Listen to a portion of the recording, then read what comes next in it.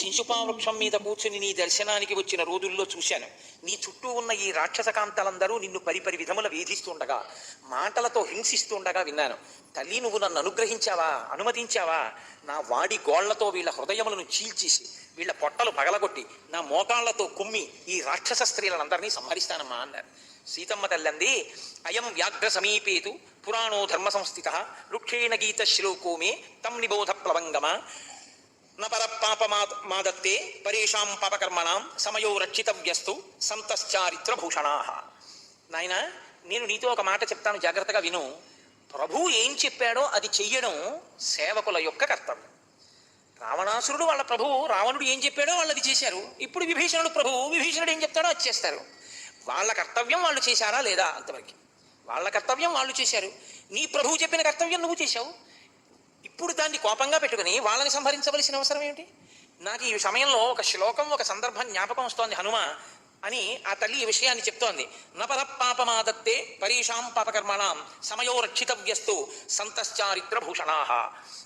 ఒకానొకప్పుడు ఒక వ్యాధుడు, అంటే ఒక కిరాతుడు, ఒక బోయవాడు అరణ్యంలోకి ప్రవేశించాడు. ప్రవేశించి జంతువుల్ని వేటాడుతున్నాడు. ఆ వేటాడుతున్న సమయంలో తనని ఒక పెద్ద పులి తరిగింది. ఆ వేటగాడు భయపడి పరిగెత్తి పెద్ద పులి నుంచి తప్పించుకోవడానికి పెద్ద చెట్టు మీదకి ఎక్కేశాడు. తీరా చెట్టు మీదకి ఎక్కేసి పైన చూసేటప్పటికి ఒక ఎలుగుబంటి చెట్టు మీద పడుకున్నాడు. ఇప్పుడు ఆ ఎలుగుబంటిని చూసి అతను భయపడ్డాడు. కిందనున్న పులి అంది, ఓ ఎలుగుబంటి, నువ్వు వనంలో తిరిగే మృగానివి, నేను వనంలో తిరిగే మృగాన్ని. ఈ మనుష్యుడు నీకు నాకు కూడా చెందనివాడు, కాబట్టి నువ్వు మనుష్యుడిని కిందకి తోసి, నేను మనుష్యుడిని తిని వెళ్ళిపోతాను, నువ్వు చెట్టు దిగి వెళ్ళిపోవాలి. అంటే ఆ ఎలుకబంటి అంది, నేను ఉన్న చెట్టు మీదకి ఆర్తితో పరిగెత్తుకొచ్చాడు కాబట్టి నాకు శరణాగతి చేశాడు రక్షించమని. తెలిసో తెలియకో నా దగ్గరికి వచ్చాడు కాబట్టి నేను మనుష్యుడిని తొయ్యను, నేను ఇతన్ని రక్షిస్తాను, ఇది నా ధర్మం అని. ఇద్దరు చెట్టు మీద కూర్చున్నారు, పులి కింద కూర్చుంది. ఎవరో ఒకళ్ళు దొరకపోతారని కాసేపటికి ఎలుకబంటికి నిద్ర వచ్చింది. నిద్ర వచ్చి, నాయనా నేను పడిపోతానేమో, నీ ఒళ్ళో తల పెట్టుకుని కొమ్మల మధ్యలో గుబురుగా ఉన్న చోట పడుకుంటాను, కునుకొస్తోంది, జారిపోతానేమో అంది. అంటే మనుష్యుడు అన్నాడు, సరే అయితే నా ఒళ్ళో తల పెట్టుకో అన్నాడు. ఎలుకబంటి మనిషి ఒళ్ళో తల పెట్టుకుని నిద్రపోతాను. నిద్రపోయిన తర్వాత పెద్ద పులంది, ఆ ఎలుకబంటి వనమృగం, అది నిద్రలేస్తే ఆకలేస్తుంది, ఆకలేసాక నిన్ను తినేస్తుంది. అంతకన్నా నిద్రలో ఉంది కాబట్టి దాన్ని తోసి కింద పడిపోతుంది. నేను ఎలుకబంటిని తిని వెళ్ళిపోతాను, నువ్వు చెట్టు దిగి వెళ్ళిపోవాలి. వెంటనే మనుష్యుడు ఎలుకబంటిని తోసేశాడు. ఆ ఎలుకబంటి నిద్రలో కింద పడిపోతుంది. కింద పడిపోతూ అదృష్టవశాత్తు చెట్టు కొమ్మలు పట్టుకుని మళ్ళీ పైకెక్కింది. పైకెక్కిన తర్వాత కింద నుంచి పెద్ద పులంది, చూసావా మనుష్యుడు ఎంత కృతజ్ఞుడో, నువ్వు నిద్రపోతే వాడు తోసేశాడు, కాబట్టి నా మాట విను, ఇప్పటికైనా నమ్ము, నేను చెప్పింది, మనుష్యుణ్ణి తోసి నేను మనుష్యుణ్ణి తిని వెళ్ళిపోతాను. అంటే పెద్ద పులంది, వాడి ధర్మం తప్పి ఉండొచ్చు, కానీ నేను నా ధర్మం తప్పను. నేను మాత్రం ఆర్తితో నా చెట్టు మీదకి వచ్చాడు కాబట్టి నేను కాపాడతాను, నేను తొయ్యను అని తన ధర్మానికి తాను కట్టుపడింది. నాయన, ఎవరి ధర్మానికి వాళ్ళు కట్టుపడాలి కదా. నా సమక్షంలో ఉన్నటువంటి వారు ఎవరైనా సరే నా దగ్గర ఉన్న వాళ్ళకి నా రక్ష, వాళ్ళు చెనకపడ్డానికి వీల్లేదు. కాబట్టి హనుమ, వాళ్ళని చంపడానికి వీల్లేదు, వాళ్ళ ధర్మం వాళ్ళు చేశారు, వాళ్ళ ప్రభువు చెప్పిన మాట మనం ఎందుకు చంపాలి దానికి, కాబట్టి చంపవద్దని. అంటే తల్లి యొక్క వాత్సల్యం ఎంత గొప్పగా ఉంటుందో అమ్మవారిది ఈ సందర్భం వివరిస్తుంది అని. సీతమ్మ తల్లి, అమ్మ, రామచంద్రమూర్తి లక్ష్మణ సహితుడై సుగ్రీవ సహితుడై కూర్చునున్నారమ్మా, నీకు ఈ విజయవార్త చెప్పమన్నారు. అంటే ఏవ ముక్తా హనుమత వైదేహీ జనకాత్మజ అబ్రవీద్ ద్రష్టుమిచ్చామి భర్తారం వనరోత్తమ, నేను రాముణ్ణి దర్శించాలని అనుకుంటున్నాను అన్న విషయాన్ని నా నాథుడికి తెలియచేయవలసింది. ఇప్పుడు ఎంతో సంతోషంగా హనుమ రివ్వున ఎగిరి ఆ లంకాపట్టణం యొక్క బాహ్య దేశానికి వెళ్ళి అక్కడ కూర్చున్నటువంటి రామచంద్రమూర్తి దగ్గరికి వెళ్ళి నేను సీతమ్మని చూసొచ్చాను, రావణ సంహారం అయిందన్న వార్త విని ఆ తల్లి ఎంతో ఆనందించింది. త్వరగా నిన్ను కలుసుకోవాలనుకుంటోంది, నిన్ను చూడాలనుకుంటోంది రామచంద్ర ప్రభు అన్నారు. అనేటప్పటికీ ఆయన తలంచుకున్నారు. ఏవ ముక్తో హనుమత రామో ధర్మభృతాంబర ఆగచ్చత్ సహసాధ్యానం ఈషద్భాష్ప పరిప్లుత. ఏదో ఆలోచిస్తూ ధ్యానం చేస్తున్న వాళ్ళ తల వంచుకున్నటువంటి రాముడి యొక్క కళ్ళల్లోంచి నీళ్లు కారి కింద పడ్డాయి. ఎందుకు అన్నది మళ్ళీ తొందరపడి మనం తీర్పులు చెప్పేస్తామేమో రేపొద్దున్న ఈ సందర్భంలో అని చెప్పి మహర్షి ముందే ఓ మాట వేస్తున్నారు. రామో ధర్మభృతాంబర, ధార్మికుడైనటువంటి రామచంద్రమూర్తి యొక్క కన్నుల వెంట నీరు కారింది. దీర్ఘం ఉష్ణం వినిశ్వస్య మీదినీం అవలోకయన్ ఉవాచ మేఘసంకాశం విభీషణ ఉపస్థితం. ఆయన ఆ నేల వంకే చూస్తూ మేఘం ఉరిమినట్టుగా చాలా దీర్ఘమైనటువంటి నిట్టూర్పు ఒకటి విడిచిపెట్టి ఒక మాట అన్నారు. ఎవరితో? హనుమతో కాదు, విభీషణుడితో. దివ్యాంగరాగాం వైదేహీం దివ్యాభరణ భూషితాం ఇహ సీతాం శిరస్నాతం ఉపస్థాపయ మాచిరం. శిరస్నానం చేసి పట్టుబట్టలు కట్టుకుని సమస్త భూషణములను అలంకరించి అంగరాగాదులను పైన పూసుకున్నటువంటి సీతమ్మ తల్లిని నా దగ్గరకి ప్రవేశపెట్టండి అన్నాడు. వెంటనే విభీషణుడు ఒక పల్లకీని సిద్ధం చేసి అశోకవనంలో శిశుపావృక్షం దగ్గరికి తీసుకెళ్లారు. తీసుకువెళ్ళి, అమ్మ, నిన్ను రామచంద్రమూర్తి స్నానం చేసి ఆభరణములను ధరించి ఉత్తమమైన వస్త్రాన్ని ధరించి అంగరాగములను అనులేపనం చేసుకుని తన సన్నిధికి రమ్మన్నారు. అంటే ఆ తల్లి అంది, ఎంతో కాలంగా ఎదురు చూస్తున్నాను భర్త కోసం, ఇంత అలంకారం చేసుకుని రావాలా భర్తని చూడడానికి, నేను ఇప్పుడే ఇలాగే వస్తాను. అంటే ఆయన అన్నాడు, అమ్మా, రాజాజ్ఞ, రాముడు అలా రమ్మన్నాడు, అలా రమ్మండం ఏమిటి అని అడగగలిగిన ధైర్యం మాకు లేదు, కాబట్టి నువ్వు అలా వస్తే బాగుంటుంది. కాబట్టి ఇప్పుడు ఆ తల్లి అలా బయలుదేరి వచ్చింది. మీరు సరే, నేను తర్వాత వివరణ చేస్తాను, ఎప్పటికప్పుడు చెప్పడం కష్టం ఈ ఘట్టాన్ని, కాబట్టి నేను తర్వాత వివరణ చేస్తాను. ఇప్పుడు ఆ తల్లిని అలా అలంకారాన్ని చేసుకున్న తర్వాత పల్లకీలో కూర్చున్న సీతమ్మని రామచంద్రమూర్తి యొక్క సమక్షానికి తీసుకొచ్చారు. ఇప్పటి వరకు అక్కడ ఉన్నటువంటి వానరులు కానీ రాక్షసులు కానీ చూడలేదు సీతమ్మని. ఎందుకంటే రాక్షసీ స్త్రీలు తప్ప రాక్షసులు అన్న వాళ్ళని చూడనివ్వలేదు రావణుడు. ఆయన కామ వ్యామోహం అటువంటి. మండోదరి యుద్ధభూమిలో రావణుడు పడిపోతే లోపలికి వెడుతూ మొదటే ఓ మాట అంది, నేను నీవు మరణించావన్న వార్త విని రాచకాంతలు వేసుకోవలసిన వల్లెవాటు వేసుకోకుండా వచ్చినందుకు అందరూ నన్ను చూసినందుకు కోపగించకు రావణా అంది. అంటే ఆయన తన భార్య అయితే అలా మాట్లాడతాడు, ఇతర స్త్రీలను ఎత్తుకొచ్చేటప్పుడు ఈ ధర్మం ఉండదు. మండోదరి మాట్లాడడంలో రావణుని యొక్క శీలాన్ని ఆవిష్కరిస్తారు మహర్షి. కాబట్టి ఇప్పుడు ఆవిడ పల్లకి దిగి కిందకి అడుగు పెట్టింది. ఒక్కసారి ఆవిడ్ని చూడాలని ఈ వానరులు అందరూ కోలాహలంతో పెద్ద ధ్వని చేస్తూ ఒకరి మీద ఒకరు ఎగిరి చూస్తున్నారు.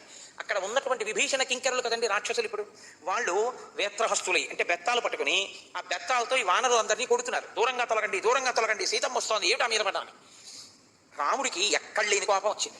ఈ సీతమ్మ కోసం యుద్ధం చేసి ప్రాణాలు వదిలిపెట్టారు, ఈ సీతమ్మను చూస్తానని ఎగిరిగిరి చూస్తే మాత్రం ఆయన బెత్తాలు పెట్టి కొడుతున్నారు, ఇదే మర్యాద అని ఆయన ఎక్కడ లేని కోపాన్ని పొందిన వాడయ్యి ఆయన అన్నాడు, వ్యసనేషు న కృచ్ఛ్రేషు న యుద్ధేషు స్వయంవరే న క్రతౌ న వివాహే చ దర్శనం దుష్యతి స్త్రియాః. రాచకాంత వ్యసనేషు, ఏదైనా చాలా గొప్ప రాచకార్యం ఏర్పడితే, కృచ్ఛ్రేషు అంటే శోభ ఏదైనా ఏర్పడితే, లేకపోతే యుద్ధేషు యుద్ధం వస్తే, స్వయంవరంలో, నా క్రతౌ ఏదైనా పెద్ద ఉత్సవం జరుగుతున్నప్పుడు, యజ్ఞయాగాది క్రతువులు జరుగుతున్నప్పుడు, వివాహేచ వివాహం జరుగుతున్నప్పుడు, దర్శనం దుష్యతి స్త్రియాః. స్త్రీ భర్త పక్కన ఉండగా వచ్చి నిలబడినా కూర్చున్నా అందరూ చూసినా అది రాచరికపు మర్యాదలకి తక్కువేం కాదు. కాబట్టి సీతమ్మని ఇలాగే వచ్చి నా పక్కన నిలబడమనండి. ఇప్పుడు సీతమ్మ వచ్చి పక్కన నిలబడింది. రాముడు చూశాడు. ఆ తల్లి సీతమ్మ కూడా రామచంద్రమూర్తి వంక ఒక్కసారి చూసింది. చూసి రురోదాసాధ్య భర్తారం ఆర్యపుత్రేతి భాషిణి. రాముడు తలెత్తలేదు. సీతమ్మతో మాట్లాడి సీత రా అని అనలేదు. ఆవిడ అడుగు తీసి అడుగు వేసుకుంటూ రామచంద్రమూర్తి దగ్గరికి వెళ్ళి నిలబడింది. ఆయన ఏమీ మాట్లాడలేదు, ఇలా తలెత్తి కూడా ఇలా కన్నెత్తి ఆవిడ వంక చూడలేదు. హడిలిపోయారు సుగ్రీవాడు హనుమతో సహా. ఇప్పటి వరకు ఒకలా ఉన్నాడు, తీరా సీతమ్మ వచ్చాక ఒకలా ఉన్నాడు. ఏమిటి దీని తాత్పర్యం? రామునికి సీతమ్మ మీద ప్రీతి తరిగిపోలేదు కదా అనుకున్నాడు. ఇప్పుడు ఆ తల్లి ఎవరో ఒకరు మాట్లాడాలి కదండి. కాబట్టి బేలతనమే. కాబట్టి ఆ తల్లి అంది, రురోదాసాధ్య భర్తారం ఆర్యపుత్రేతి భాషిణి విస్మయాచ్చ ప్రహర్షాచ్చ స్నేహాచ్చ పతిదేవత ఉదైక్షత ముఖం భర్తు సౌమ్యం సౌమ్యతరానన. ఏమి వర్ణిస్తారో మహర్షి, నిజంగా చూపులు ఆ మనస్సుని. రురోదాసాధ్య భర్తారం, ఇంతకాలానికి ఆ భర్తని చూసేటప్పటికి తడు పడిన కష్టాలన్నీ గుర్తొచ్చి వలవల ఏడ్చేస్తూ నోట మాట రాక ఆర్యపుత్ర అని మాత్రమే అందావిడ. అని విస్మయాచ్చ, అబ్బా నా కోసం ఇంత కష్టపడి గెలిచారా అని అలా రాముణ్ణి చూసి విస్మయంతో, ప్రహర్షాచ్చ ఎంతో సంతోషంతో, స్నేహాచ్చ తన భర్త అన్న సంతోషంతో, పతిదేవత నేను అనుగమించవలసినటువంటి ఈశ్వర స్వరూపం ఇది అనేటటువంటి భక్తితో ఆయన వంక చూసి సౌమ్యం సౌమ్యతరానన.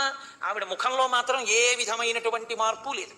పరమ సౌమ్యంతో ఆమె వదనము నిర్మలమైనటువంటి చంద్రుని కాంతి ఎలా ఉంటుందో అటువంటి కాంతితో ఆ తల్లి అక్కడ నిలబడింది. రాముడు మాత్రం ఇలా కన్నెత్తి చూడలేదు. చూడకుండా సీతమ్మతో అంటున్నాడు, ఏషాసి నిర్జితా భద్రే శత్రుం జిత్వా మయారణే పౌరుషాజ్య ధనుశ్రేష్టం ధనుష్టేయం తదేత దుపపాదితం. నేను శత్రువుని జయించాను, రాక్షసుని యొక్క చెర నుంచి నిన్ను విడుదల చేశాను. ఒక పరాక్రమశాలి పురుషార్థి అయినటువంటి వాడు తనకి అవమానం జరిగితే ఏవి చెయ్యాలో అవన్నీ చేశాను, చేసి నిన్ను విడిపించాను. గతోస్మ్యంతం అమర్షస్య ఘర్షణ సంప్రమార్జిత అవమానశ్చ శత్రుశ్చ మయా ఉగత దుఃఖృతౌ. ఇప్పటి వరకు నేను ఎంత క్రోధాన్ని పొంది ఉన్నానో రావణుడి మీద, ఆ క్రోధం నాకు ఇక్కడితో పోయింది. రామచంద్రమూర్తి భార్యని సీతమ్మని అపహరించాడు, రాముడు ఇంకా రక్షించలేదన్న కళంకం నాకు తొలగిపోయింది. నాకు కలిగిన అవమానం నశించిపోయింది. వీటన్నిటితో పాటు నా శత్రువు కూడా నశించిపోయాడు. అన్నీ ఏకకాలంలో సాధించాను. అద్యమే పౌరుషం దుష్టం అద్యమే సఫల శ్రమ అద్య తీర్ణ ప్రతిజ్ఞత్వాత్ ప్రభవామీహ చాత్మన. నా పౌరుషం ఫలించింది, నా శ్రమ ఫలించింది, నేను చేసినటువంటి ప్రతిజ్ఞ నిలబెట్టుకోగలిగాను. యాత్వం విరహిత నీత చలచిత్తేన రక్షస దైవ సంపాదితో దోషో మానుషేణ మయాజిత. చపలచిత్తుడైనటువంటి ఒక రాక్షసుడు కాముకుడై నిన్ను అపహరించి తీసుకెడితే నీవు ఆయన చేత అపహరింపబడడం దైవము చేత నిర్ణయింపబడిన కార్యమైతే నేను కేవలం మనుష్యుడనై నేను నా పౌరుషంతో దాన్ని దిద్దే ప్రయత్నం చేసి విజయం సాధించగలిగాను. సంప్రాప్తం అవమానం యః తేజసాన ప్రమాద్యతి కస్తస్య పురుషార్థోస్తి పురుషస్యాల్ప తేజసః. మనుష్యుడు తన మీద వచ్చినటువంటి నింద పోగొట్టుకుని తన పరాక్రమంతో తనకి కలిగినటువంటి ఇబ్బందిని తొలగించుకోనటువంటి వాడు తేజస్సు ఉన్నా కూడా అటువంటి వాణ్ణి అల్ప తేజసుడు, అల్పమైన తేజస్సు ఉన్నవాడు అని లోకం నింద చేస్తుంది. కాబట్టి నేను ఇంత శ్రమపడ్డాను. ఆ వాయుసుతుడైనటువంటి హనుమ 100 యోజనముల సముద్రాన్ని గడచి లంకాపట్టణానికి రావడం అనేటటువంటి క్లిష్టమైన కార్యము యొక్క ప్రయోజనం ఇవాళ పూర్తయింది. ఈ వానరులందరూ కష్టపడి ఈ లంకారాజ్యం మీద వీరోచితంగా నాకు యుద్ధం చేయడంలో సహకరించారు. అది ధన్యత పొందింది. ఈ విభీషణుడు అధర్మాత్ముడు అని రావణుణ్ణి విడిచిపెట్టి ధర్మాత్ముడని నన్ను ఆశ్రయించాడు. ఆయనకి రాక్షస రాజ్యం ఇచ్చాను, కృతార్థుండయ్యాను. యత్కర్తవ్యం మనుష్యేణ దర్శనం పరిమార్జత తత్కృతం సకలం సీతే శత్రుహస్తాదమర్షణాత్.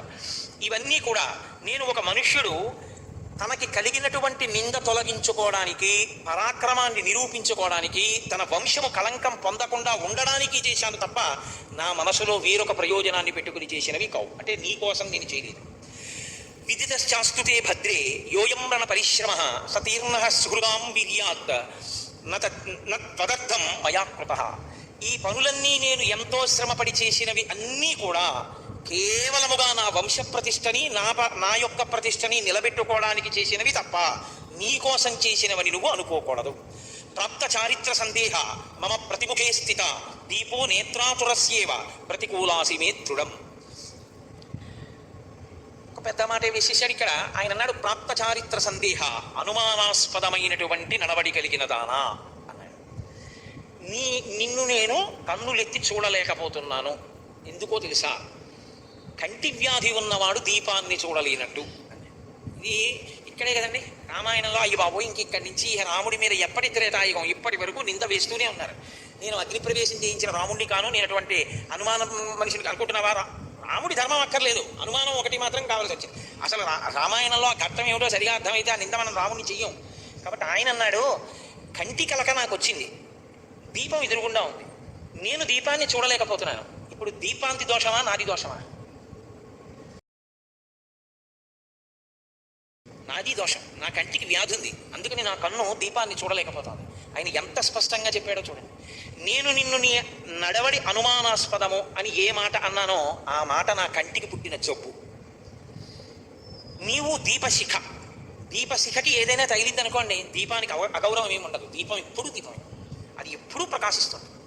ఏది పాడైపోతుందంటే దీపంలోకి వెళ్ళిన పురుగు కాలిపోతుంది తప్ప దీపానికి ఏమి ఇబ్బంది ఉండదు. మరి ఇది తెలిసి నన్ను దీపాన్ని ఎందుకు అనలేకపోతున్నావు? నా కంటికి జబ్బు వచ్చింది సీత. ఏమిటో ఆ జబ్బు ఆయన ఎదుర చెప్తాడు. ఆయన సీతమ్మని అనుమానించిన వాడు కాదు. నేను ఇవాళ లోకం ఎలా చూస్తుందో ఆ కళ్ళతోడు పెట్టి చెప్తున్నాను. ఎందుకో తెలుసా? రేపు నిన్ను లోకం అంటే నేను తట్టుకోలేను, నీ మీద నా ప్రీతి అటువంటిది. ఇది ఆయన బాధ. అందుకని నిన్ను ఈ మాట అనలేక నిన్ను ఇలా కన్నులెత్తి చూస్తే, నీ వంక చూస్తే నేను ఇంక అనలేను. అందుకని అసలు చూడలేదు తెలుసా? ఇది ఆయన ప్రేమ, ఇది ఆయన ప్రీతి. కానీ ఎందుకు అనవలసి వచ్చిందో చెప్తాడు.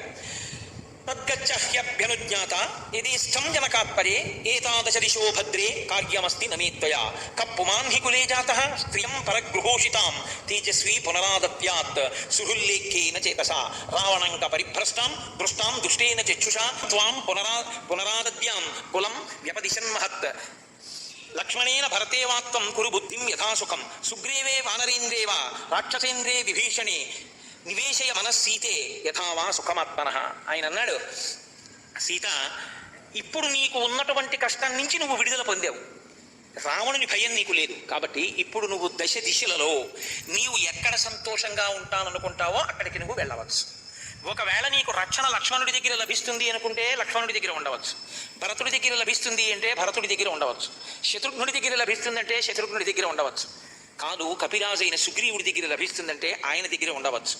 కానీ రావణాసురుడు బలవంతంగా తన చేతితో పట్టుకుని పైకెత్తి తొడ మీద కూర్చోబెట్టుకుని చాలా దగ్గరగా నిన్ను పట్టుకుని కామమోహితమైన కన్నులతో చూసినటువంటి నిన్ను మళ్ళీ తీసుకొచ్చి నా ఇల్లాలి స్థానంలో గౌరవించి నా ఇంటిలో ఉంచుకోగలిగినంత ఔదార్యంతో నేను ఇప్పుడు మాత్రం లేను. అటువంటి స్థితి కుదరదు. కాబట్టి నీవు రక్షణ ఎక్కడ పొందుతావో అక్కడికి నువ్వు వెళ్ళవచ్చు.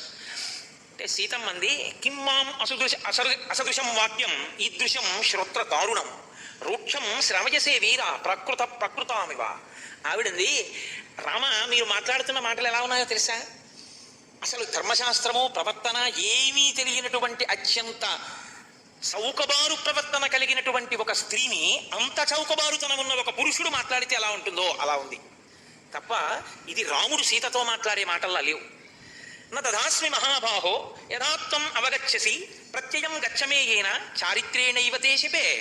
నేను ఏనా నడువడిని నువ్వు సందేహించావో ఆ నా ప్రవర్తన మీద ఒట్టు పెట్టి చెప్తున్నాను. ఇలా స్త్రీ జాతిని శంకించడం అనేటటువంటిది తగదు. నా పాతివత్యము మీద ఆన, నువ్వు నన్ను విశ్వసించు.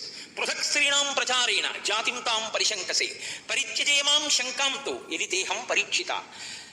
మనుష్యుల యందు ఎప్పుడూ కూడా ప్రతివారి యందు కూడా ఎక్కడో అక్కడ అల్పమైనటువంటి బుద్ధి కలిగిన వాళ్ళు ఉంటారు. అది ఆడవారి ఎందు కావచ్చు, మగవారి ఎందు కావచ్చు. అంత మాత్రం చేత అందరినీ ఆ గాట కట్టి మాట్లాడటం తప్పు. ఎక్కడో ఎవరో అటువంటి వారిని నువ్వు చూసి ఉండొచ్చు. అంత మాత్రం చేత నన్ను కూడా అలా మాట్లాడటం చాలా తప్పు రామ. యదహం గాత్ర సంస్పర్శం గతాస్మి వివశా ప్రభో కామకారో నమే తత్ర దైవం తత్రాపరాధ్యతి. రావణుడు నన్ను పట్టుకున్నాడు, తొడ మీద కూర్చోబెట్టుకున్నాడు అంటున్నావు. రావణుడు నన్ను పట్టుకున్నప్పుడు, తన తొడ మీద కూర్చోపెట్టుకున్నప్పుడు నన్ను నేను రక్షించుకోగలిగిన స్థితి నాది కాదు. నేను పతివ్రతని, నువ్వు నన్ను రక్షించాలి. నా ధర్మం నీ చేత రక్షింపబడడం. నన్ను నేను రక్షించుకోగలిగినంత బలం నాకు లేదు నా శరీరానికి. అవతల శరీరం యొక్క బలం ఎక్కువ. అవతలవాడు తన శరీరంతో బలంతో నన్ను పట్టుకుని తన తొడ మీద కూర్చోబెట్టుకున్నాడు. అప్పుడు నా మనసు మారి ఉంటే నాది తప్పు. మదధీనంతు యత్తన్మే హృదయం త్వయివర్తతే పరాధీనేషు గాత్రేషు కింకరిష్యామ్యనీశ్వర. నా శరీరమును వాడు పట్టుకున్నాడు, నా మనసు నిన్ను పట్టుకుంది. ఏది దోషం చెప్పి? నా దోషం ఉందా?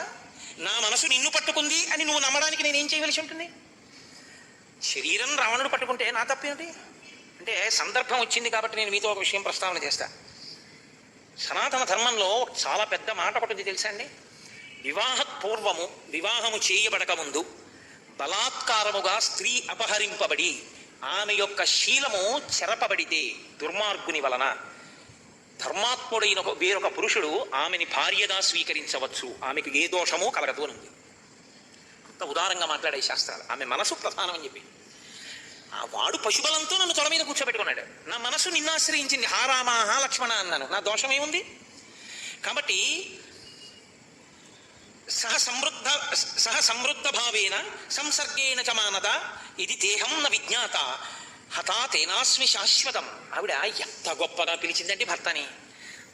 దుర్మతే అని మండోదరి పిలిస్తే మానద అని ఆవిడ పిలిచింది సీతమ్మ భర్తని. మానద అంటే నీ భార్య యొక్క ప్రవర్తనని, నీ భార్య యొక్క మానమంటే గౌరవమును కాపాడవలసిన వాడా.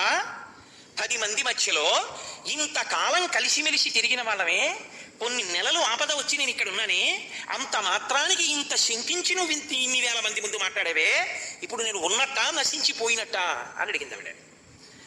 ప్రీషితస్తే యదా వీరో హనుమాన్ అవలోకక లంకస్థాహం తయా వీరా కిం తదాన విసర్జిత ప్రత్యక్షం వానరేంద్రస్య తద్వాక్య సమనంతరం తయా సంత్యక్తయా వీరా త్యక్తం స్యాత్ జీవితం మయా. హనుమని నువ్వు పంపించావు. హనుమ వచ్చి శిశుపా వృక్షం మీద కూర్చుని చూశారు. నేను ఎటువంటి ప్రవర్తనతో ఉన్నారో ఆయన చూశారు. చూసి నాకు నీ ఉంగరం ఇచ్చారు, నా కేశభూషణాన్ని పుచ్చుకున్నాడు, నీ దగ్గరికి వచ్చాడు, నీకు నా ఆభరణాలు ఇచ్చాడు. నువ్వు చాలా సంతోషించావు. సీతమ్మని వదిలి నేను ఉండలేనని సేతువు కట్టొచ్చావు, వచ్చి యుద్ధం చేశావు. ఇప్పుడేమంటున్నావు? నీ చారిత్రము అనుమానాస్పదం అంటున్నావు. ఈ మాట నువ్వు ఎప్పుడు అనాలి? హనుమతో కబురు చేసినప్పుడే నీ చారిత్రము అనుమానాస్పదము, నా కళంకం తొలగించుకోవడానికి రావణుణ్ణి చంపుతానేమో కానీ నేను స్వీకరించానని ఉంటే నేను నా శరీరం వదిలిపెట్టి ఉండేదాన్ని. అప్పుడు ఎందుకు చేయలేదు ఈ మాట? ఇప్పుడు ఎందుకు వచ్చింది ఈ మాట? అప్పుడు ఎందుకు అనలేదు? అప్పుడు లేని బుద్ధి ఇప్పుడు ఎందుకు పుట్టింది నీలో? ఆవిడేం ఊరుకోలేదండి. మీరు నేను అడగక్కర్లేదు, నిలదీసేసింది 1-10. న ప్రమాణీకృత పాణి బాల్యే బాలేన పీడిత మమ భక్తిశ్చ శీలంచ సర్వం తే పృష్ఠతకృతం ఎప్పుడో చిన్నప్పుడు వివాహం అయింది మన ఇద్దరికి, అప్పుడు చేసావు పాణిగ్రహం. ఆ తర్వాత ఎన్ని సంవత్సరాలు మన ఇద్దరం కలిసి ఉన్నాం. నేను ఎటువంటి దానో నీకు తెలీదా? నీ కంటితో చూడని దానికి, నా చేతిలో లేని దానికి నేను కొన్ని నెలల పాటు పరగృహంలో ఉండిపోవలసి వస్తే నా చారిత్రమును, నా మంచితనాన్ని పక్కకి తోసేసి నీ కంటితో చూడని దానికి నింద చేసి నన్ను నువ్వు దూరం చేసి మాట్లాడతావా? ఏవం భవానారుదతి భాష్ప గద్గద భాషిణి అబ్రవీ లక్ష్మణం సీతాదీనం చానపరం స్థితం చితామ్మే కురు సౌమిత్రే వ్యసనస్యాస్య భేషజం మిథ్యోపఘాతోపహత నాహం జీవితముత్సహే. ఆవిడ వెంటనే లక్ష్మణుడి వంక తిరిగింది. లక్ష్మణ, చితి పేర్చు. లేనటువంటి అపవాదు నా మీద మీ అన్న వేసినప్పుడు ఇక నేను ఈ శరీరంతో ఉండదలుచుకోలేదు, అగ్నిహోత్రంలో ప్రవేశిస్తాను, చితి పేర్చాను. అడిలిపోయి లక్ష్మణస్వామి రాముడి వంక చూశాడు. రాముడు ఎవరి చేత తీరిపారి చూడడానికి వీలు లేనటువంటి స్వరూపంతో ఉన్నాడు. ఆయన ఆమె ఏం చెప్పిందో అది నువ్వు చెయ్యొచ్చు అన్నట్లు చూశాడు. వెంటనే లక్ష్మణస్వామి చితి పేర్చారు.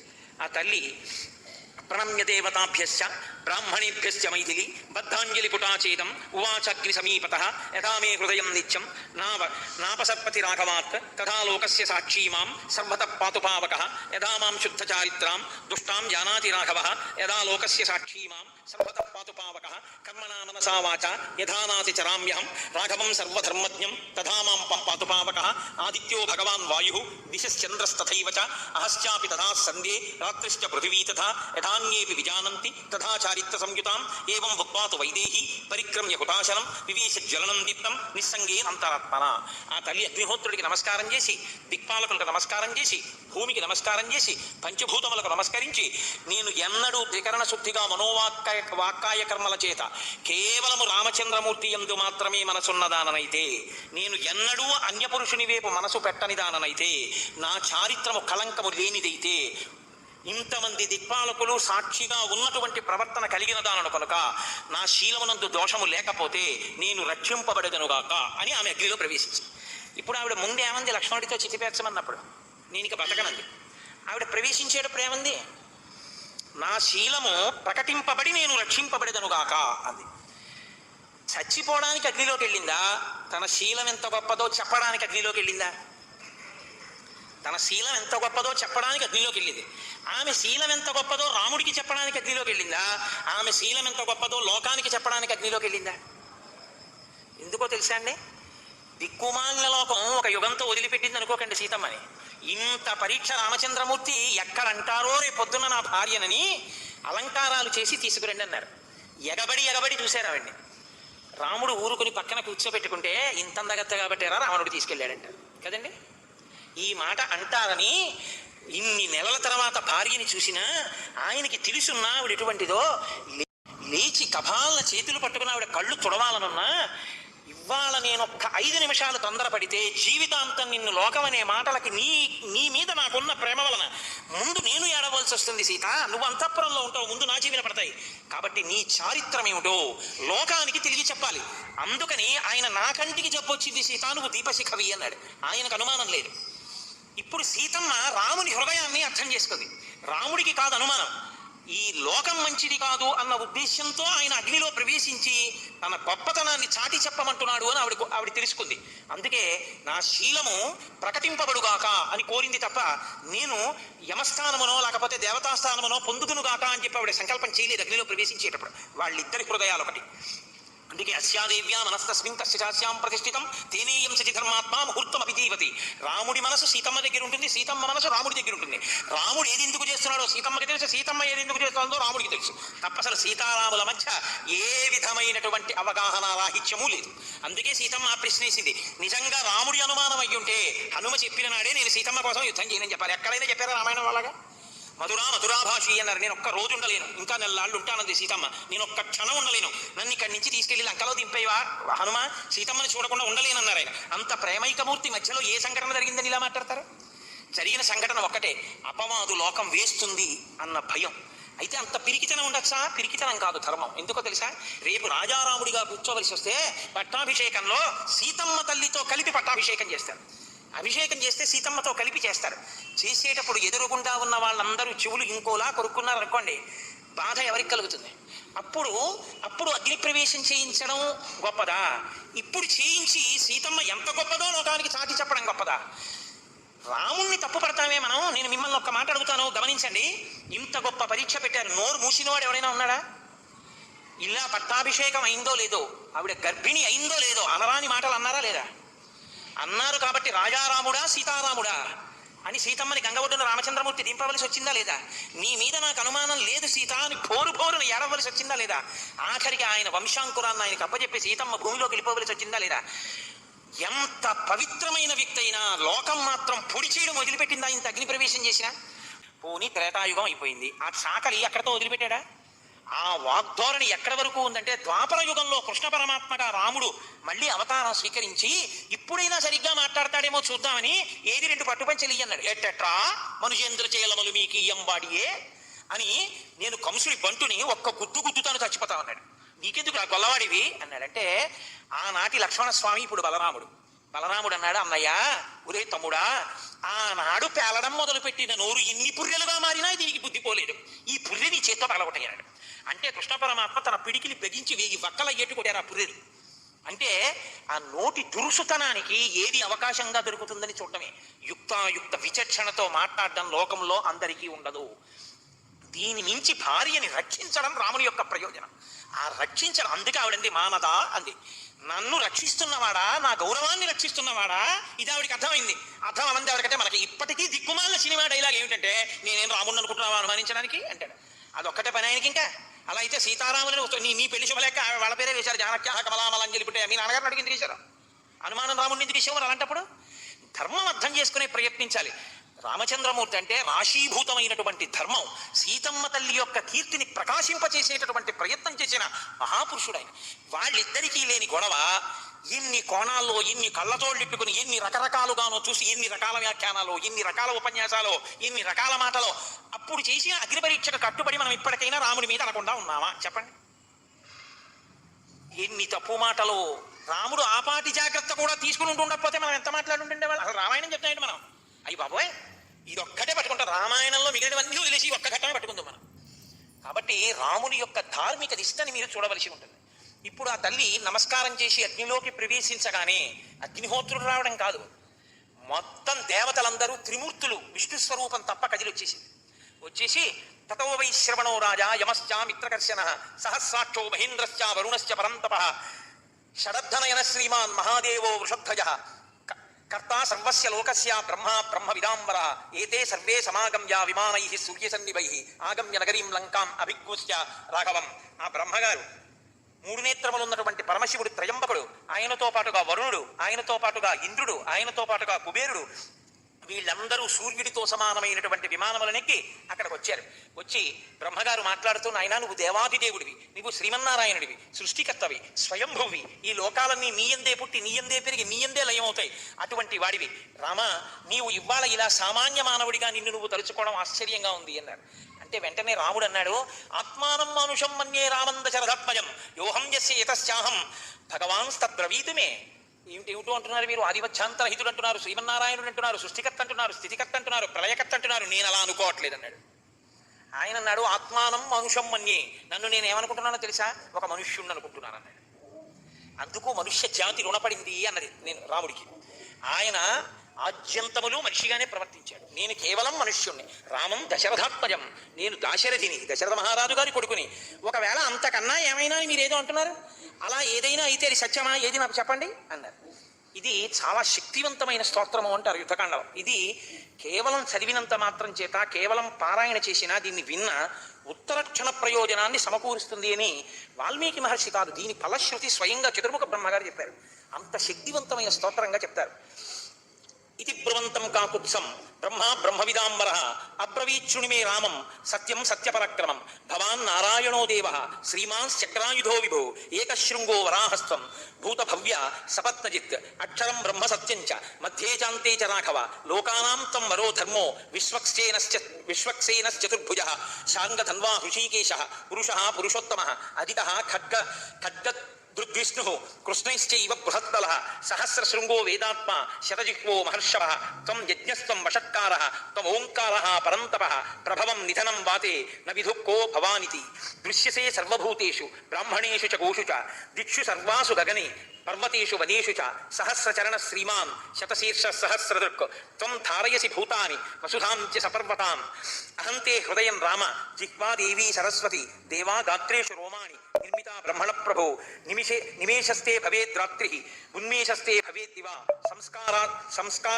సంస్కారాస్తే భవన్ వేద నతదస్తి త్వయా వినా జగత్సర్వం శరీరం తే స్థైర్యం తే వసుధాతలం అగ్నికోప ప్రసాదస్తే సోమ శ్రీవత్సలక్షణ తయా లోకస్త్రయక్రాంతా పురాణే విక్రమైస్త్రిభిః మహేంద్రశ్చ కృతో రాజా బలిం బద్ధ్వా మహాసురం సీతా లక్ష్మీర్భవాన్ విష్ణుః దేవః కృష్ణః ప్రజాపతిః వదార్థం రావణస్యేహ ప్రవిష్టో మనుషీం తనుం తదిదం న కృతం కార్యం తయా ధర్మ భృతాంబర నిహతో రావణో నామ ప్రహృష్టో దివమక్రవ అమోఘం బలవీర్యంతి అమోఘస్తే పరక్రమ అమోఘం దర్శనం రామ నచ మోఘస్తవస్తవ అమోఘస్తే భవిష్యంతి దత్తిమంతశ్చయే నరాః ఏ త్వాం దేవం ధ్రువం భక్తాః పురాణం పురుషోత్తమం ప్రాప్నువంతి సదా కామాన్ ఇహలోకే పరత్ర చ ఇమమార్షం స్తవం నిత్యం ఇతిహాసం పురాతనం ఏ నరాహ కీర్తిష్యంతి నాస్తి తేషాం పరాభవ అని చతుర్ముఖ బ్రహ్మగారు ఆ రోజున రామచంద్రమూర్తిని స్తోత్రం చేశారు. మహానుభావ, నువ్వు సాక్షాత్తుగా ఇవాళ కాకుత్స వంశంలో జన్మించినటువంటి నరుడవైన రాముడిగా కనపడుతున్నా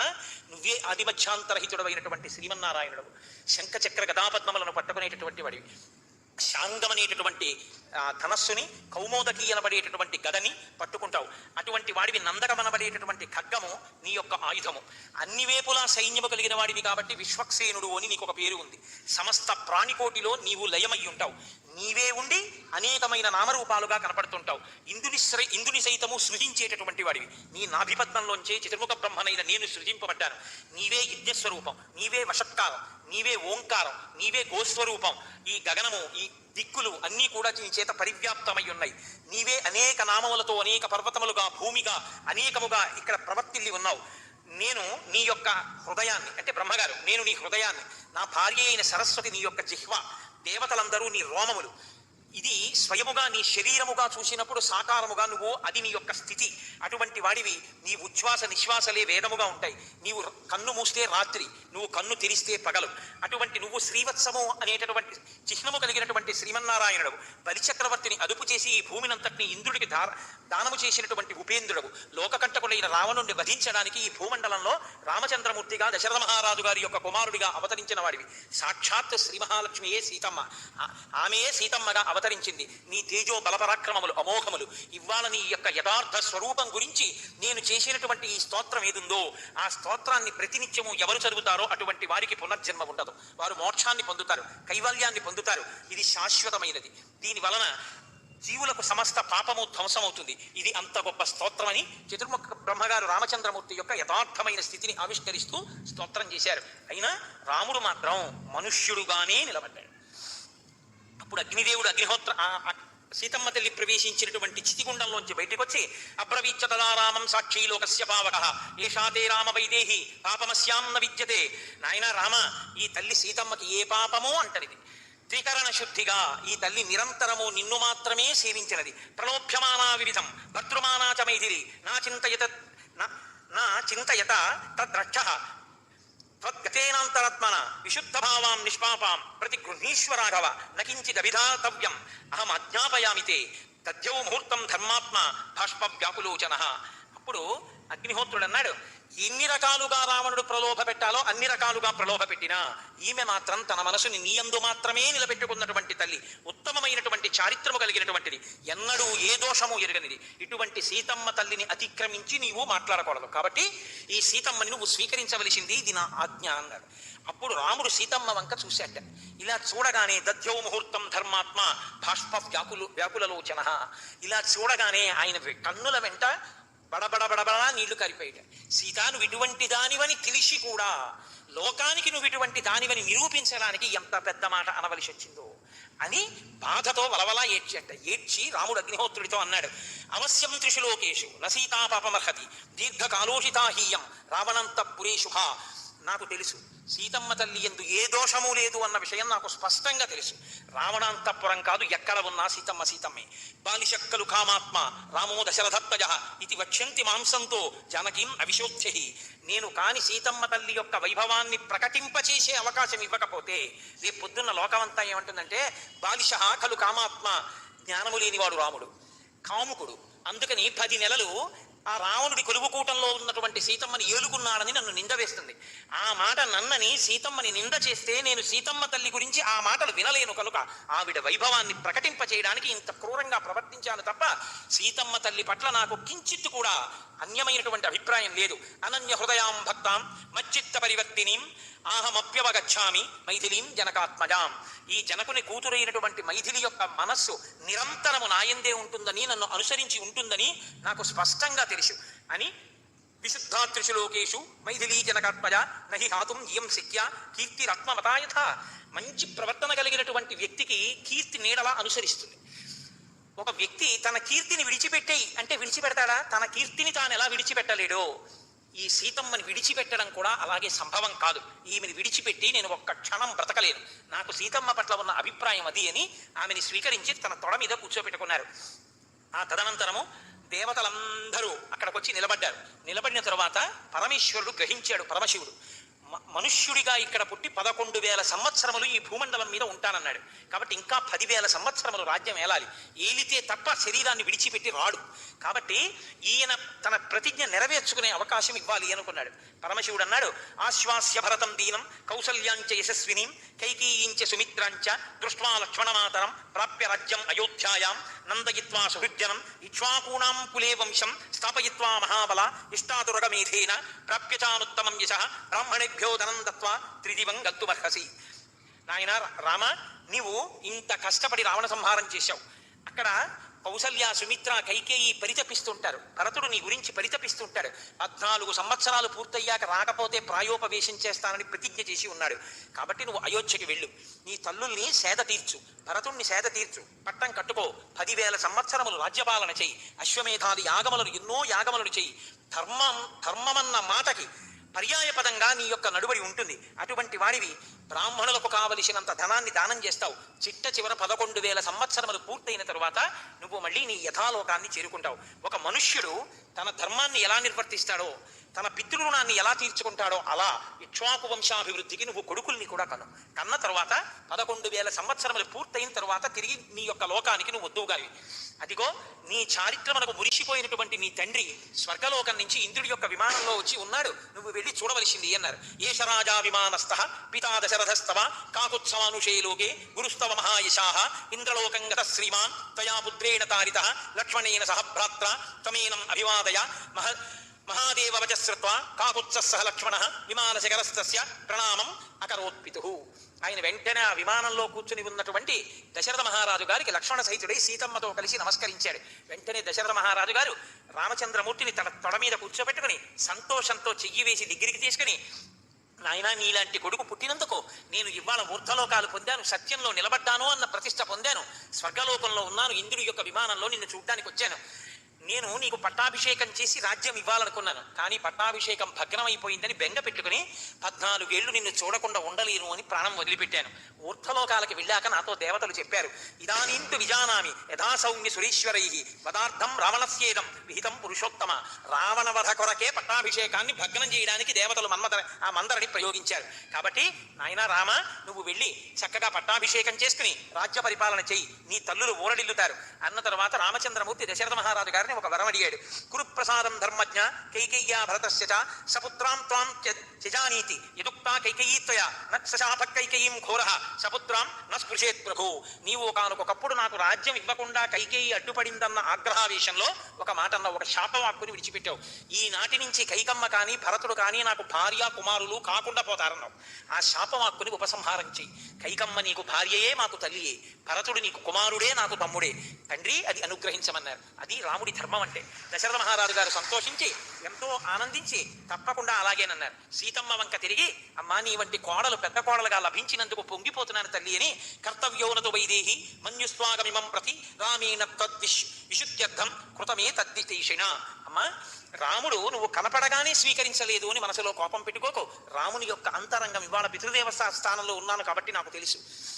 నీ శీల వైభవం అందరూ తెలుసుకోవాలన్నది ఆయన కోరిక తప్ప ఈశన్ మాత్రం కూడా రాముడికి నీ మీద అనుమానం లేదమ్మా. కాబట్టి మీరు బయలుదేరి సంతోషంగా హాయిగా ఆనందంగా జీవితాన్ని గడపండి అని దశరథ మహారాజు గారు సమాశ్వాసించి దేవతలందరూ తిరిగి వెళ్ళిపోతుంటే ఇంద్రుడు అన్నాడు, మేము కనపడిన తరువాత ఉత్తినే వెళ్ళిపోకూడదు, దేవతలకు అదో లక్షణం, ఏదో ఒక వరం ఇవ్వాలి, కాబట్టి రామా నీకు మేము ఏం ఉపకారం చేయగలమో చెప్పు అన్నారు. అంటే రామచంద్రమూర్తి అన్నారు, మమ హేతో పరాక్రాంత ఏకతా యమసాదనం తే సర్వే జీవితం ప్రాప్య సముతిష్టంతు వానరాహ నీరుజో నిర్వ్రణాంశ్చైవ సంపన్న బల పౌరుషాన్ గోలాంగూలాం స్థరైవరాన్ ద్రష్టుం ఇచ్చామి మానదా. ఇత పూర్వం నాతో యుద్ధం చేయడం కోసం, సీతమ్మ తల్లిని రక్షించడం కోసమని కొన్ని కోట్ల వానరములు, భల్లూకములు, కొండముచ్చులు అన్నీ కూడా నాతో బయలుదేరి వచ్చాయి.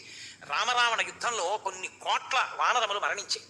మరణించినటువంటి వానరములు ఏ ఉన్నాయో అవన్నీ తిరిగి బ్రతకాలి. దెబ్బలు తగిలి పుళ్ళు పడి శరీరం బాధతో ఉన్న వాళ్ళు ఎవరున్నారో వాళ్ళందరి గాయములు మారిపోవాలి. అకాలమైనా సరే ఈ వానరములకు అందరికీ కూడా ఫలాలు, తేనె, కందమూలములు సమృద్ధిగా దొరకాలి. ఈ వరాన్ని నాకు ఇమ్మన్నారు. ఇంద్రుడు సంతోషించి మరణించినటువంటి వానరములన్నీ తిరిగి బతికేటట్టుగా అనుగ్రహించారు. దాంతో మళ్ళీ మొత్తం వానరాలన్నీ బతికేసాయి. ఒక్క వానరం రాముడి వెంట వెళ్ళింది పోయింది లేదు. రాముడిని నమ్ముకున్నవాడు అలా ఉంటాడు. అలాగే వేటికి దెబ్బలు తగిలి వ్రణాలు కలిగాయో వాళ్ళ వ్రణాలన్నీ పోయాయి. చక్కగా ఇప్పుడు అందరూ సంతోషించారు. ఆ రాత్రి రామచంద్రమూర్తి పడుకున్నారు. మరునాడు ఉదయం నిద్రలేచారు. విభీషణుడు వెళ్ళాడు. ఆయన నిద్రలేచిన తర్వాత ఆయన్ని కలుసుకున్నాడు. మహానుభావా, మా భాగ్య విశేషం, సీతమ్మ తల్లి పుణ్యమా అని నువ్వు లంకాపట్టణానికి వచ్చావు, కాబట్టి నువ్వు వెళ్ళిపోకుండా ఇక్కడ కొద్ది రోజులు ఉండవలసింది అన్నారు. నాయన కుదరదు, 14 సంవత్సరములు పూర్తయ్యేసరికి అక్కడ భరతుడు ఎదురు చూస్తుంటాడు, కాబట్టి నేను తిరిగి వెళ్ళిపోవాలి. మళ్ళీ ఇంత దూరం కాలినడకన ఎంత తొందరగా చేరగలనా అన్నదే నేను బెంగ పెట్టుకున్నానన్నారు.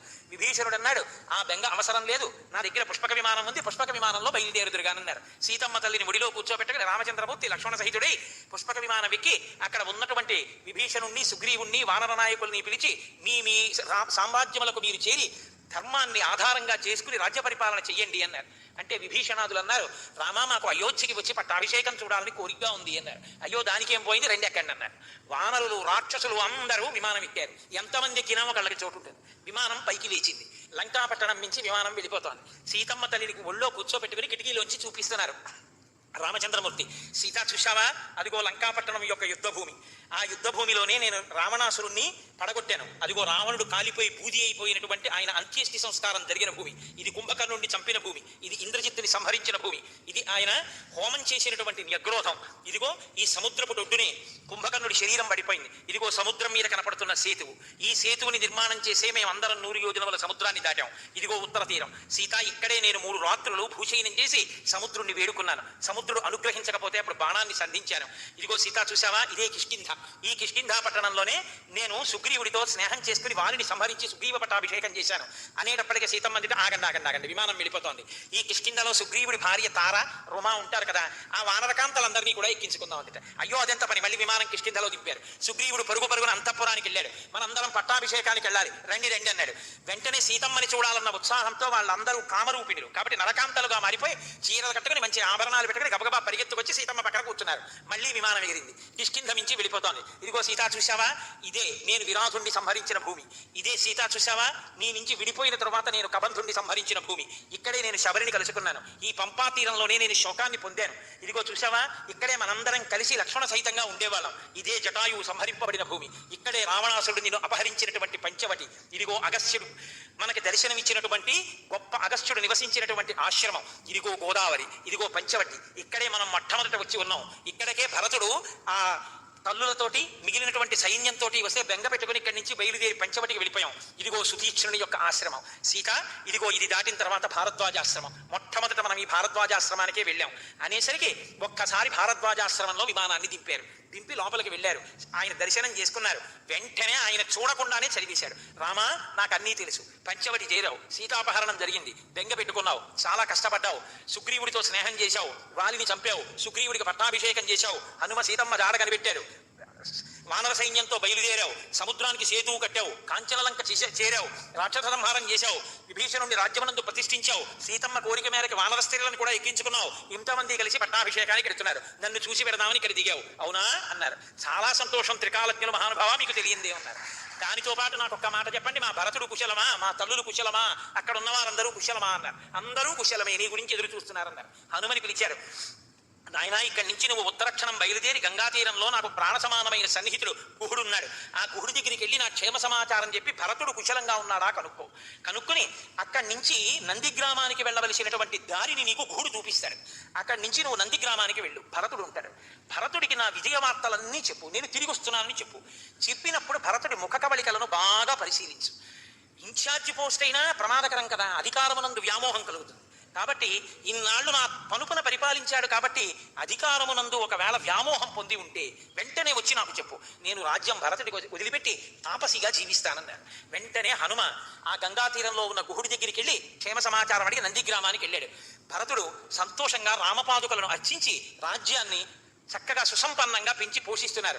రేపటి రోజున పుష్యమీ నక్షత్రంలో రామచంద్రమూర్తి దర్శనమిస్తున్నారు, వచ్చేస్తున్నారు, భరద్వాజాశ్రమంలో ఉన్నారన్నారు. పరమ సంతోషపడిపోయాడు భరతుడు.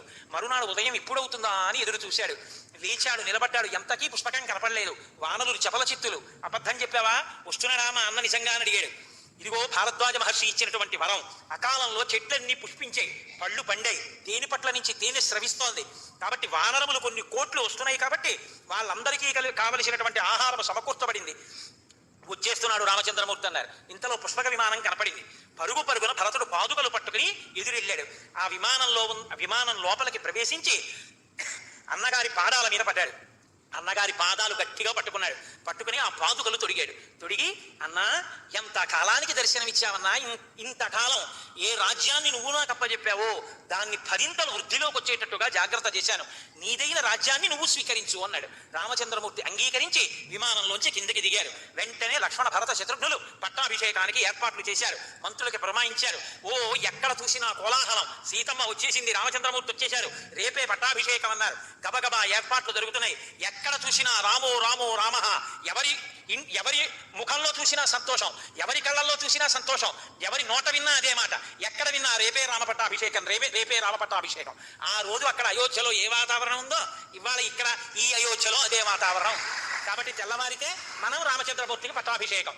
మళ్ళీ చెప్తున్నాడు, మీరు అదేంటి ఏమి మాకు జ్ఞాపకం ఉండదు అనుకుంటున్నాడా అనుకోవద్దు. రేపు తెల్లవారుజామున 5 అయ్యేటప్పటికి రామనామ క్షేత్రానికి మనందరం చేరుకోవాలి. అక్కడి నుంచి మొట్టమొదట రహదారులు తుడిచేటటువంటి వాళ్ళు, ఆ సేవ చేసుకునేటటువంటి వాళ్ళు హరిప్రసాద్ గారు ఎవరికి ఇచ్చారో వాళ్ళు బయలుదేరుతారు. వాళ్ళ వెనకాతల మంగళవాయిద్యాలు, వీళ్ళకన్నా ముందు గోవులు నడుస్తాయి, ఆ వెనక మంగళవాయిద్యాలు నడుస్తాయి. మంగళవాయిద్యాలు వెనకాతల వేద పండితులు నడుస్తారు, మంగళవాయిద్యాలకి ముందు ఊరి పెద్దలు నడుస్తారు, ఆ వెనక కన్యపిల్లలు, వాళ్ళ చేతుల్లో మధుర పదార్థాలు, కన్యపిల్లల వెనక సువాసినుల చేతుల్లో పాత్రలలో పరిమళ జలాలు, ఆ పరిమళ జలాలు రాజారాముడు పట్టాభిషేకానికి వస్తుంటే చల్లుతుండగా అందరూ రామనామము రామనామము రమ్యమైనది రామనామము అంటుండగా ఆ మధ్యలో రథం మీద పట్టాభిషేకానికి వస్తున్నటువంటి సీతారామ లక్ష్మణ హనుమలు వాళ్ళతో కలిసి ఆ వెనకాతల మళ్ళీ సువాసినులు సమస్త దేవతలకు ఆహ్వానం పలుకుతూ పేలాలు చల్లుతుంటారు. ఆ వెనక పురుషులు కూడా కొంతమంది పిండి వంటలు పట్టుకుని ఇంతమంది బయలుదేరి మళ్ళీ చివర ఊరి పెద్దలు ఉంటారు. ఊరిదిగింపు అంతా తిరిగి చక్కగా 1 గంట తర్వాత ఆలయ ప్రాంగణంలోకి ఈశాన్య ద్వారంలో లోపలికి ప్రవేశించిన తర్వాత అదిగో అక్కడ మంటపం వేసి ఋత్వికులు సిద్ధం చేశారు. 500 నదుల జలాలు, 4 సముద్ర జలాలు, ఇన్ని నదీ జలాల్ని ఆవాహన చేస్తారు మంటపంలోకి. కొద్ది యథార్థంగా నదీ జలాలు సముద్ర జలాలు తెప్పించారు. ఈ నదీ జలాలు సముద్ర జలాలు అన్నిటినీ కూడా ఓషధులను కలిపి ఉంచుతారు. కలిపినటువంటి వాటిని రేపు సీతారాములకు లక్ష్మణస్వామికి అభిషేకం అవుతుంది. నిజమూర్తికి యథార్థంగా పట్టాభిషేకంలో చేసినట్టే అభిషేకం చేస్తారు. ఈ అభిషేకం చేసేటప్పుడు ఒక కన్య, చిన్న పిల్ల చక్కగా పట్టుబట్టలు కట్టుకుని ఒక కలశ పట్టుకుని కన్య పిల్ల విడితే ఆ కలశ అందుకుని అభిషేకం చేస్తారు. మామూలు అభిషేకంలో చెయ్యనిది పట్టాభిషేకంలో చేసేటప్పుడు కన్య పిల్ల తెచ్చినటువంటి ఒక కలశతో కూడా చేస్తారు. కాబట్టి ఆ అభిషేకం కూడా జరుగుతుంది. దాన్ని రేపు ఇదంతా లైవ్ టెలికాస్ట్ చేస్తారు. కాబట్టి మీ అందరూ చక్కగా ఏసీ ఆడిటోరియంలోనూ అక్కడ పట్టాభిషేకానికి వచ్చిన వాళ్ళు ఎక్కడ పడితే అక్కడ కూర్చుని చూసినట్టు మన అందరం చక్కగా పట్టాభిషేకాన్ని, అక్కడ జరిగిన అభిషేకాన్ని చూస్తాం. రామచంద్రమూర్తి గొప్ప గోదానం చేశారు. ఆ గోదానంతో తుల్యమైనటువంటి రీతిలో ఇది మేరు పర్వతమా అనబడేటటువంటి ఒక సాధు గోమాతని, ఒక దూడతో వత్సంతో ఉన్న గోవుని తెప్పించారు. దానికి బంగారు కొమ్ములు, బంగారు గిట్టలు, దానికి పట్టుబట్టతో ఆచ్ఛాదన, ఇన్నిటితో ఉన్నటువంటి ఆవుని దూడని ఆ రోజు రాముడు ఎలా దానం చేశాడో అలా రామపట్టాభిషేక సమయంలో అటువంటి ఆవుని దూడని గోపూజ చేసి దానం చేస్తారు. ఆ బంగారు గిట్టలతో బంగారు కొమ్ములతో ఉన్న ఆవుని రేపు మీరు చూడొచ్చు. ఆ గోదానం జరుగుతుంది. తర్వాత గంధర్వగానంతో తల్లి పెద్దాడ సూర్యకుమారి గారి కచేరీ జరుగుతుంది. ఒక గంట సేపు ఆ రోజున గంధర్వులు గానం చేశారు రామచంద్రమూర్తి పట్టాభిషేకంలో. రామ సంబంధమైన కీర్తనలు పాడతారు. ఇక్కడ హోమం జరుగుతుంది. దేవతలందరికీ హవిస్సులు ఇస్తారు. ఆ హవిస్సుల్ని దేవతలందరూ పుచ్చుకుంటారు. పుచ్చుకున్న తరువాత మధ్యాహ్న విరామ సమయంలో మనం ఒక్కసారి ఇంటికి వెళ్ళి భోజనం చేసి అలా పడుకుని స్నానం చేసి మళ్ళీ వచ్చేస్తాం. మళ్ళీ సాయంకాలం 6 గంటలకి సభా ప్రారంభం. పట్టాభిషేక సర్గ ఫలశ్రుతి వినిపిస్తాను. అది అయిపోయిన తర్వాత వేదిక, అందుకే ఇంత పెద్ద వేదిక అయిపోయింది. ఋత్విక్కులందరూ వచ్చి కూర్చుంటారు. స్వామివారికి రేపు పట్టాభిషేక సర్గ చెప్పేటప్పుడే 4 బంగారు కిరీటాలు చేయించారు. 4 బంగారు కిరీటాల్ని ఇక్కడ పెడతారు. మకుటధారణ సర్గ అని రేపు మీ అందరితోటి ఆ సర్గ చెప్పినప్పుడు అందులో శ్లోకాలు చెప్పిస్తారు. అది పట్టాభిషేకంలో శ్రీరామనవమి నాడు కూడా అవి చెప్పాలి ఆ శ్లోకాలు అని. కాబట్టి రేపు కిరీటాలు ఇక్కడ పెట్టి అందరూ చూస్తుండగా వాటికి సంప్రోక్షణ చేసి ఆ శ్లోకాలు చెప్పిస్తాం. చెప్పించిన తర్వాత ఈ ప్రవచనం అయిపోగానే, ప్రవచనం రేపు ఎక్కువసేపు ఉండదు, ఒక 45 నిమిషాలు, గంట సేపు అయిపోగానే రామచంద్రమూర్తికి, లక్ష్మణస్వామికి, హనుమకి, సీతమ్మకి అభిషేకంగా జలములను సంప్రోక్షించి అప్పుడు నిజాభిషేకం పొద్దున్న అయిపోతుంది కాబట్టి పూర్వాభిషేకం, సాయంకాలం ఆ రాత్రి వేళ స్వామికి కిరీట ధారణ చేయిస్తారు. తర్వాత ఆయనకి చేతికి రాజదండాన్ని ఇస్తారు. ఆ తర్వాత బంగారు పాదుకలు తీసుకెళ్లి ఆయన కాళ్ళకి తొడుగుతారు. ఆ తర్వాత రామచంద్రమూర్తికి వజ్రవైఢూర్యములతో కూడినటువంటి పథకాన్ని బహూకరిస్తున్నారు. లక్ష్మణస్వామికి కెంపులతో కూడినటువంటి పథకం, మా అమ్మ సీతమ్మ తల్లికి పచ్చల పథకం, మా స్వామి హనుమకి ముత్యాల హారం, వైఢూర్య పథకం, ఇవన్నీ సిద్ధం చేశారు. ఇవన్నీ రేపు యథార్థంగా పట్టాభిషేకంలో ఎలా ఇస్తారో అలా ఇవన్నీ కూడా మీకు చూపించి లైవ్ స్క్రీన్స్ మీదకి టెలికాస్ట్ చేశాక ఇవన్నీ స్వామికి బహూకరణ జరుగుతాయి. జరిగిన తర్వాత పట్టాభిషిక్తుడైనటువంటి రామచంద్రమూర్తి సమక్షంలో ఆయనకి పూజ జరుగుతుంది. ఆ పూజ అవగానే దర్బార్ జరుగుతుంది. ఆ రోజున అయోధ్యలో కూర్చుని ఎలా చూసామో అలా చిత్రంగా రాజదండం పట్టుకుని కూర్చున్నటువంటి రామచంద్రమూర్తి దగ్గర ఆయనకి నిజంగా గీతం శ్రావయామి అంటే గీతం పాడతారు, నృత్యంద్ర శయామి ఇక్కడ నాట్యం చేసి చూపిస్తారు స్వామికి. అలాగే వాద్యం ఘోషయామి వీణ మీద ఆయనకి సంగీతం వినిపిస్తారు. అలాగే అశ్వాన్నారోహయామి ఇత పూర్వం వాడినది కాదు, వెండితో ఇంత పెద్ద గుర్రం చేయించారు, ఆ గుర్రం తీసుకొస్తారు. అలాగే గజాన్నారోహయామి ఇంత పెద్ద ఏనుగు చేయించారు, ఆ ఏనుగు తీసుకొస్తారు. అలాగే రేపు ఆందోళికాన్ సమర్పయామి అన్నప్పుడు ఒక ఊయల తీసుకొచ్చి ఇక్కడ పెట్టి సీతారాముల్ని అందులో కూర్చోబెట్టి ఊపుతూ ఒక కీర్తన చేస్తారు. అలాగే స్వామికి అందులో కూర్చోబెట్టి చక్కగా గంధం అది అలదుతూ చామరం వేస్తూ ఊపుతున్నప్పుడు ఒక కీర్తన జరుగుతుంటే ఊంజల్ సేవ జరుగుతుంది. ఇవన్నీ అయిన తర్వాత రామచంద్రమూర్తి యొక్క పట్టాభిషేకం పూర్తవుతుంది. పూర్తయిపోయిన తర్వాత మనం చక్కగా రాజారాముడిని దర్శనం చేసుకుని మరునాడు పట్టాభిషేక భోజనాన్ని అందరం కలిసి ఇన్ని వేల మంది అయినా సరే షడ్రసోపేతమైనటువంటి భోజనాన్ని ఏర్పాటు చేస్తున్నారు. ఆ భోజనాన్ని చేస్తాం. కాబట్టి ఇంకా మనం చెప్పవలసింది ఒక్కటే, ఇంకా తెల్లవారదేమి ఈ చీకటి విడిపోదేమి అంటారు. తొందరగా తెల్లవారితే మనందరం పట్టాభిషేకంలో ఊరిరిగింపుగా వచ్చి ఆ వైభవాన్ని కన్నులతో చుర్రుకునేటటువంటి సమయం చాలా దగ్గరలోకి వచ్చేసింది. రేపు ఈ క్రతువులో పాల్గొని మీ అందరూ కూడా ధన్యులు కావలసిందిగా కార్యవర్గం తరపున, పీఠం తరపున మిమ్మల్ని అందరినీ స్వతంత్రించి నేనే ఆహ్వానం పలుకుతున్నాను. కాబట్టి ఇప్పుడు చక్కగా మనం పెట్టుకున్న సంప్రదాయాన్ని అనుసరించి ఒక 11 మాటలు రామనామం చెప్దాం. మీరు వెళ్ళిపోకండి. ఇవాళ మీకు చాలా గొప్ప గొప్ప వానర యోధుల గురించి మీరు విన్నారు. గయుడు, గవాక్షుడు, శరభుడు, నీలుడు, మైందుడు, వివిధుడు, హనుమ ఇటువంటి మహావీరులైనటువంటి వారిని వేదిక మీదకి పిలుస్తారు. మీకు ఆ వానర వీరుల్ని చూడాలనుంటే అలాగే ఉండండి, చూద్దురు కానీ రామకార్యంలో సాయబడి ప్రాణములు ఒడ్డి పనిచి అహోరాత్రములు పనిచేసినటువంటి వానర వీరుల్ని వేదిక మీదకి పిలుస్తారు. మీరు ఆ వీరులందరినీ దర్శనం చేద్దరు కానీ 11 మాటలు రామనామం చెప్తాం. నారదాది మహామునీంద్రులు నమ్మినది శ్రీరామనామము, రామనామము రమ్యమైన రామనామము, కోరికొలచిన వారికెల్లను కొంగు బంగారు రామనామము, రామనామము రామనామము రమ్యమైనది రామనామము, ఆలు బిడ్డల సౌఖ్యము కన్నను అధికమైనది రామనామము, రామనామము రామనామము రమ్యమైనది రామనామము, నీవు నేనను భేదమేమియు లేకయున్నది రామనామము, రామనామము రామనామము రమ్యమైనది రామనామము, గోచరంబగు జగము లోపల గోప్యమైనది రామనామము, రామనామము రామనామము రమ్యమైనది రామనామము, బ్రహ్మ సత్యము జగన్మిథ్యాభావమే శ్రీరామనామము, రామనామము రామనామ రమ్యమైనది రామనామము, సాంఖ్యమిరిగడి తత్వ విధులకు సాధనము శ్రీరామనామము, రామనామము రామనామము రమ్యమైనది రామనామము, రాకడయు పోకడయు లేనిది రమ్యమైనది రామనామము, రామనామము రామనామము రమ్యమైనది రామనామము, కోటి జన్మల పాపమెల్లను రూపుమాపును రామనామము, రామనామము రామనామము రమ్యమైనది రామనామము,